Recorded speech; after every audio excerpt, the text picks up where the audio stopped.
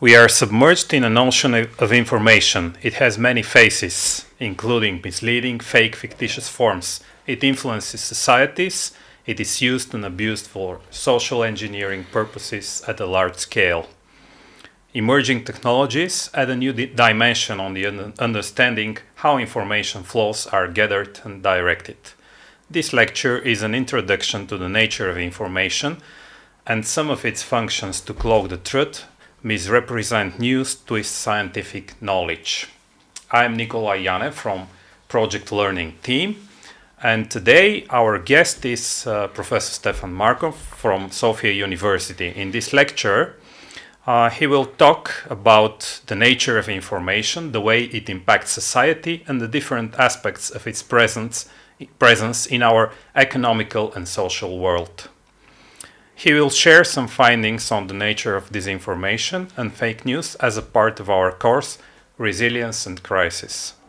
Fake news and rumors often mark times of political and social turmoil in history.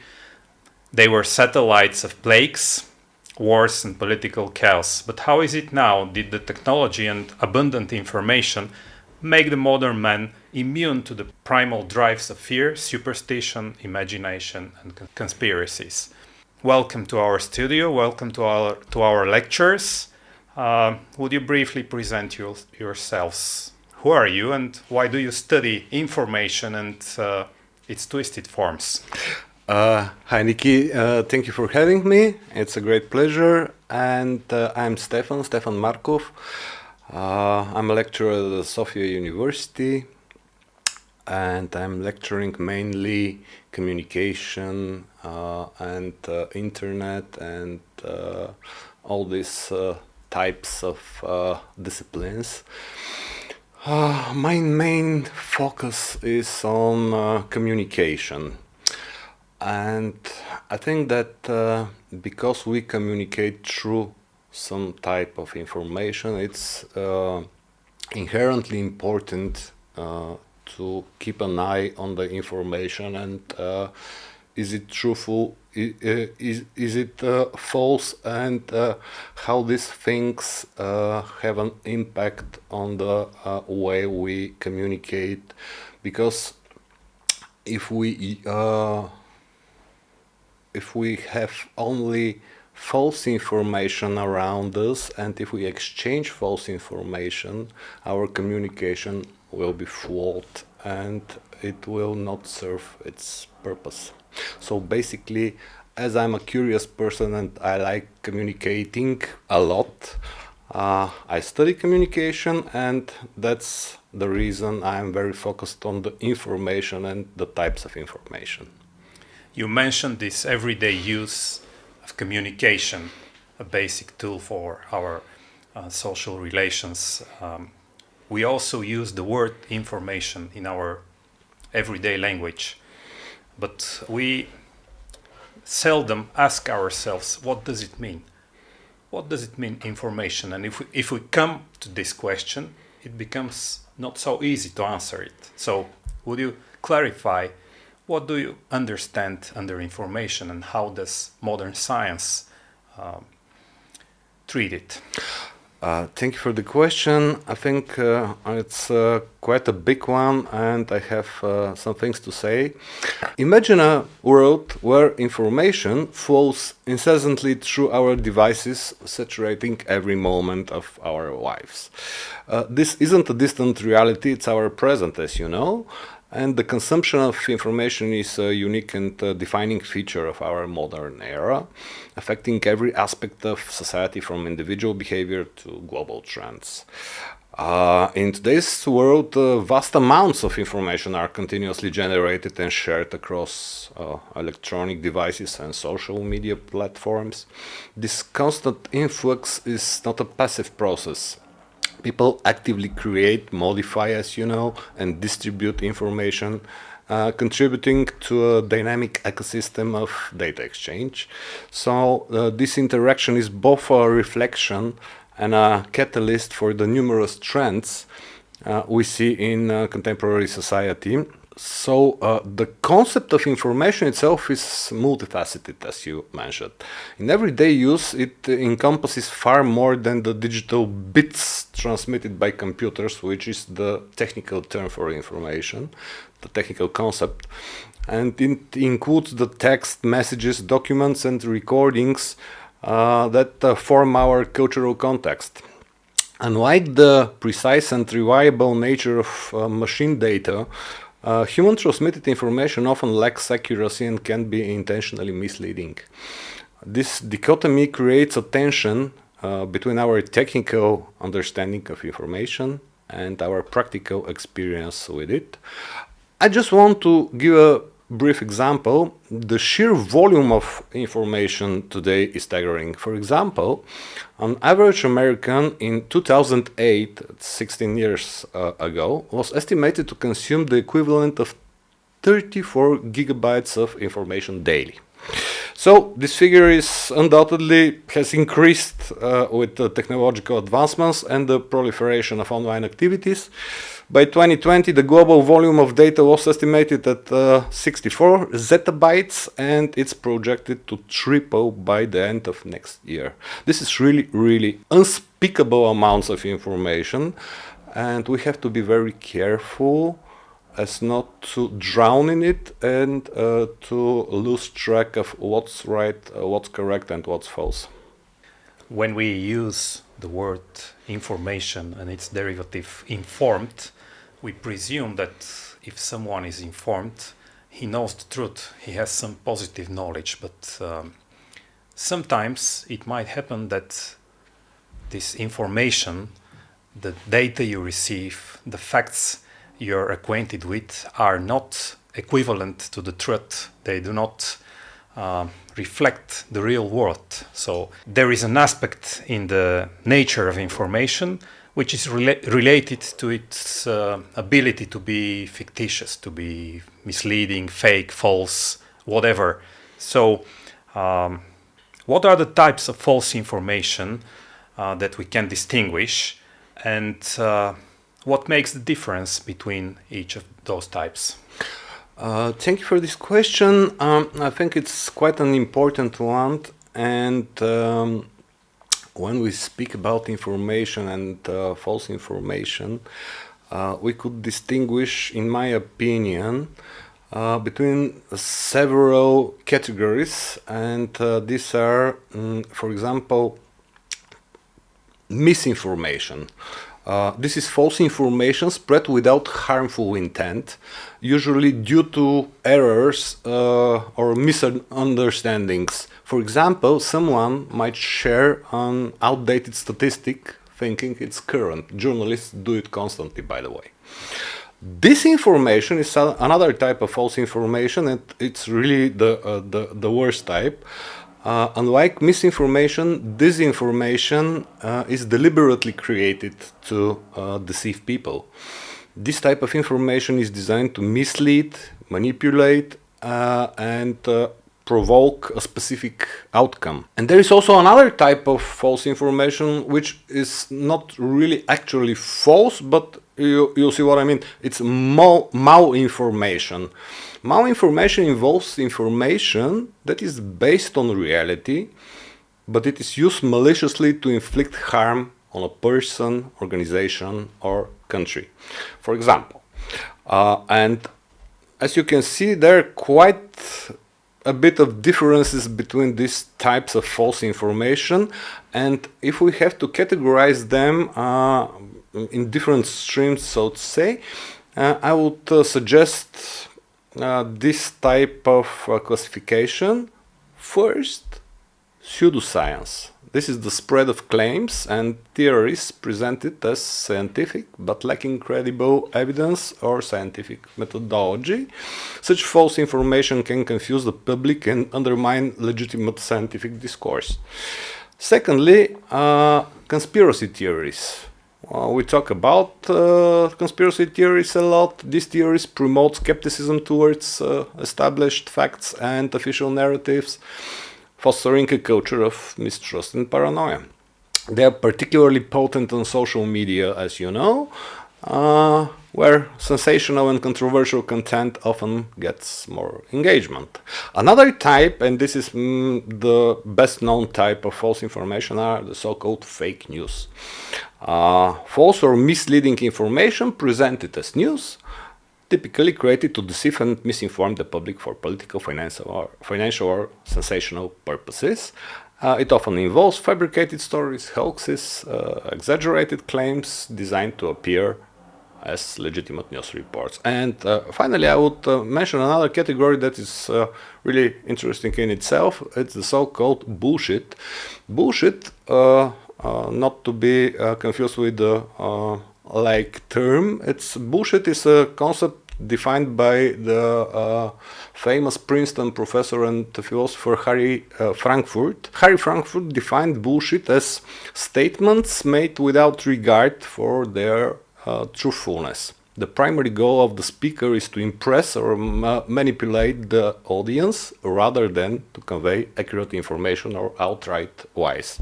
The speaker is indifferent to whether what they are saying is true or false. And this is very interesting type of false information, if you want my opinion on it.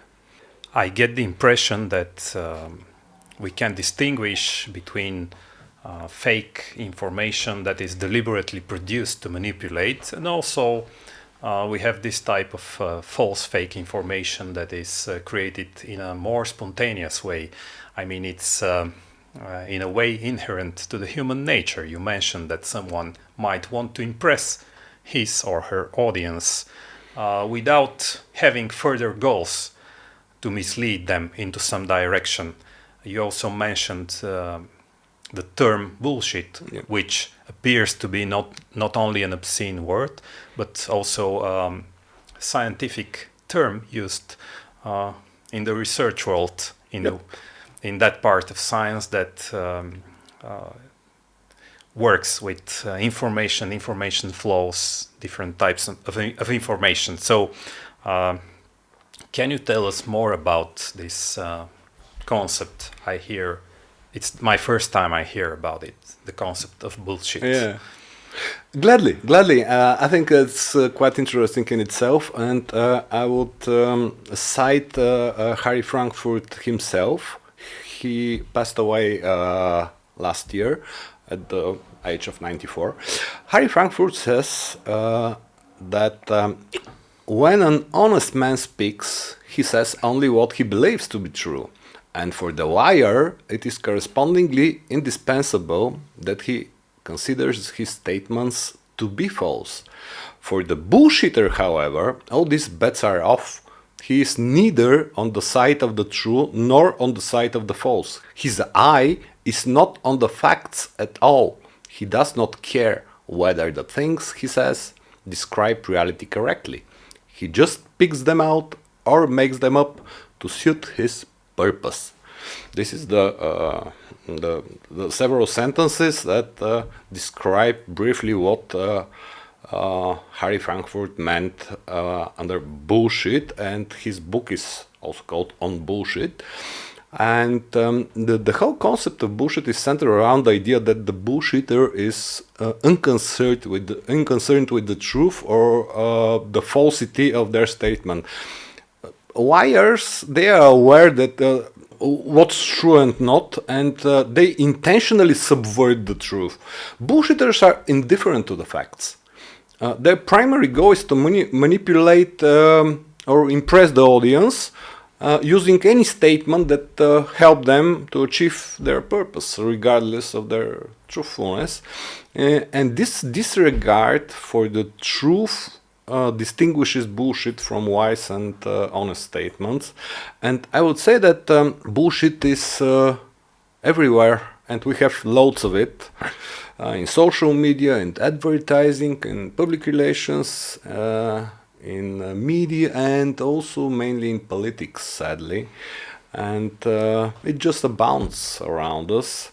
And what is really bad is that bullshit engenders a disregard for the norms of the discourse we are using. So bullshitters are basically destroying the communicative discourse we tend to use in our daily lives, and this is really dangerous. Those people you mentioned resemble more the actors who create a fictitious reality, and they interact with the audience, and this is the world that matters, not the world as it is or as it should be, but the world that they create. It might be purely the purpose of joy from the reaction of the audience. The drives might be personal, might be psychological. On the other hand, you mentioned the politicians, and their motivation might be a bit more, let's say, related to the real world, not to the inner world. Yes. Sometimes, especially in the recent years, we are witnessing very successful performances by bullshitters, as you call them. And the success of those stories is striking, especially when we compare it to the difficult communication, for instance, between teachers and the students' audience. So we, the teachers, are not so convincing often. On the other hand, we have very powerful, influential figures on the stage. And it's the stage of social media, it's the stage of YouTube, and other media used for communication. So how could you explain this success, and what dangers do you see in this successful influence, in this successful performance? You're quite right, I am afraid, and truth is no good opponent to lies, to falsehoods.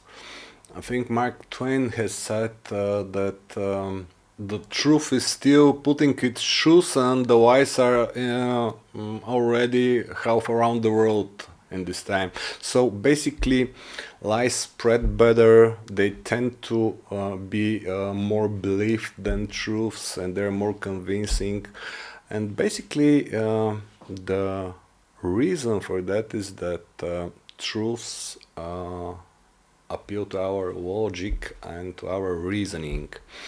And most of the people, most of the time, including ourselves, we tend to use heuristics and biased ways of thinking, and the things that the Nobel Prize winner Daniel Kahneman calls System 1 and System 2. System 1 is the fast thinking, the automatic heuristic thinking, and System 2 is the more deliberate and slow thinking process. And it's not a surprise that we operate in this world mainly based on the System 1. We have to make constantly decisions in our lives every second, and if we use our deliberate thinking for this purpose, it won't be suitable. It uses too much resources and too much time and effort. So basically, we people tend to use System 1 and to take mental shortcuts, and people who tend to spread false information, false beliefs, lies, deceptions, are quite good at it. They know that we people function like this, and they use it to their advantage. So basically, the lies are more convincing, they are more appealing, they are more easy to understand, and it's not a surprise that most of the people are willing to believe them, because it's known fact that we people tend to like stories, coherent and interesting stories, and it's important to have a story, and not that the story is correct or in the right direction. If the story sounds coherent, if it sounds appealing to our feelings, we really tend to believe it, and people who fabricate lies and falsehoods use it constantly. They are good storytellers and they know how to trick us into believing their stories. Can we try and outline the basic types of agents behind those stories? I think many agents are part of the situation as we know it today, because our present situation is quite disturbing. Lies, fake news, disinformation, deception are abundant, and we live in this sea of falsehoods, especially in the last sort of 12, 13, 15 years since we have social media. And the main actors who help falsehoods to spread further and faster are not always the people and the actors we should be expecting to be. So, what do I mean? Firstly, we have to mention the role of internet and social media in this process. Internet, and especially social media, they play a critical role in the spread of false information, you know it, and social networks create filter bubbles, echo chambers, where people with similar beliefs and interests congregate, reinforcing their views while filtering our dissenting opinions. This creates an environment where misinformation can flourish unchecked, as users are continuously fed information that confirms biases and reduces cognitive dissonance. Another reason for the triumph of falsehoods are to be media and journalists are to be thanked. Journalists serve as gatekeepers information, deciding what news gets published and how it's framed. However, the complexity of modern scientific knowledge, for example, often surpasses their understanding, and this is normal. This leads to inaccurate or misleading reporting in the media. During the COVID crisis and pandemic, this issue was particularly pronounced, and many media outlets driven by sensationalism and lack of deep scientific understanding propagated false information about treatments and preventive measures. This included promoting unverified and sometimes outright dangerous remedies, exacerbating public confusion and distrust. And I want also mention this very important mentioning. Science itself, despite its rigorous methodologies, can inadvertently contribute to misinformation. Misinformation in the meaning that is normally the word is used in the States. Correct term is disinformation, which we use normally in Bulgaria and Europe. Disinformation is the purposeful false information. So they can inadvertently contribute to misinformation. Scientific knowledge is continually evolving, and some preliminary findings, for example, can be misinterpreted or overstated by the media, which I already mentioned. But another thing is that very often science outlets retract papers. And although this is part of the self-correcting nature of science, it can also fuel public skepticism. Furthermore, the academic pressure to publish groundbreaking research can sometimes lead to hasty or flawed studies, which are then sensationalized by the media, creating unrealistic expectations and eventual disillusionment. So many not so transparent actors are involved in this process of dissemination of false information. And I just wanted to mention some of them which are not so obvious. Who are they? Exactly, the science, the journalists, the media, and social media in itself. So beware of those. Beware of those. No, we tend to be somewhat distracted when somebody says I'm a scientist, and we tend to believe him. We're not so alert as to whether he speaks the truth or not, because we believe scientists. But sometimes scientists have their own agenda and their own purposes, and not always the things they say, especially in social sciences, are unanimous, to say the least. And we also have one more actor on this stage. It is quite an impersonal participant, and it's the modern technology. Since a couple of years, we are witnessing amazing things that make us doubt the reality. We can see images so perfectly produced that we are not able to distinguish them from the real ones. We also have crafted videos. We can witness even persons talking with their digital replicas without being able to distinguish on screen who is the real one and who is the machine-created creature. So what about those new technologies? What's their part in this process? I think this is a very valid and timely question. We live in very interesting times. Artificial intelligence is on the rise, chatbots mainly, but not only. So AI, deepfakes, and misinformation are deeply interconnected.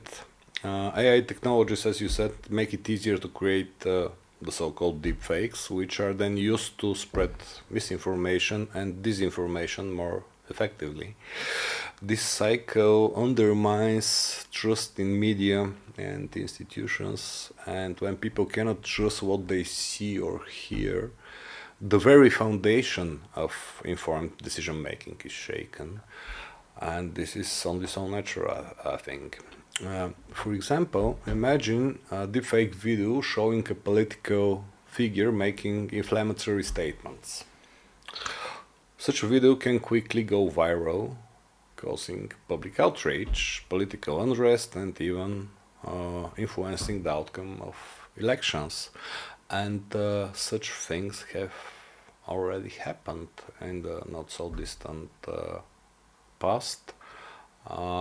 Some of the deepfakes are videos, some are audio recordings, and they are very, very good and convincing. And all these things are very dangerous to society, in my opinion, because deepfakes and misinformation erode trust in media, in government, and other institutions. When people can't distinguish between real and fake news, they become cynical and disengage from civic processes. This misinformation can also deepen social divides. False narratives can inflame tensions between different groups of people, leading to increased polarization and conflict within societies.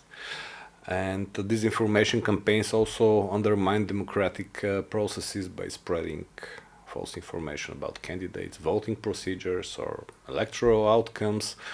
And this leads naturally to loss of faith in the democratic system itself.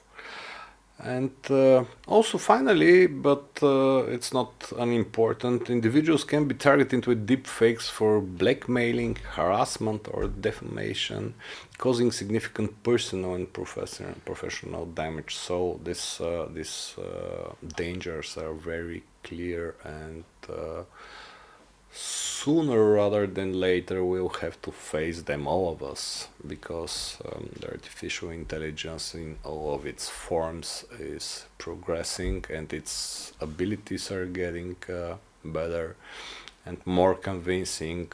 So we are facing a world, a future where artificial intelligence and its capabilities they pose significant dangers to all of us. And I think It's crucial to approach these technologies with a balance of innovation and caution, and also interest, ensuring that we harness their benefits mostly while protecting society from their potential harms. One of the points you mentioned was of a particular interest to me from the perspective of a person tempted into the sociology of crime. You mentioned the use of information for purposeful misleading people, using it to commit crime. In the criminology, the word to describe this is fraud. It's an old traditional word, and we all know what is behind it. So it's also one of the aspects of this misinformation, disinformation, twisting the information. From this angle, we can look at the listeners, at the receivers of information as victims, but we can also, and we can conclude with this, we can also mention that we can create our barriers, we can create our filters, we can follow some tips and some practices, some behavior to prevent this type of abuse to happen upon our minds. Well, it's a psychological question. It's a matter of psychology. It relates to our beliefs, to our superstitions, sometimes to the bias of the person. Can you say something more about this aspect? I'm not really sure I can add something to your words on this regard, but I hope that you are right, that we will be able and smart enough to make and develop certain algorithms, behavioral algorithms, as to how to deal with the technologies, because they're really, as I said, constantly evolving and their capabilities are getting stronger. So we have to develop very rigorous procedure how to deal with these things, not to be deceived or manipulated. But I'm not really an optimist about it, because they're really good, and at some point I think that the deception will be inevitable for all of us, and this will happen soon. But just to end on a positive note, people are not stupid. They have creative ideas how to live this life, how to fight dangers, how to survive. We are survivors. People are naturally built to survive. So I hope that contemporary technologies won't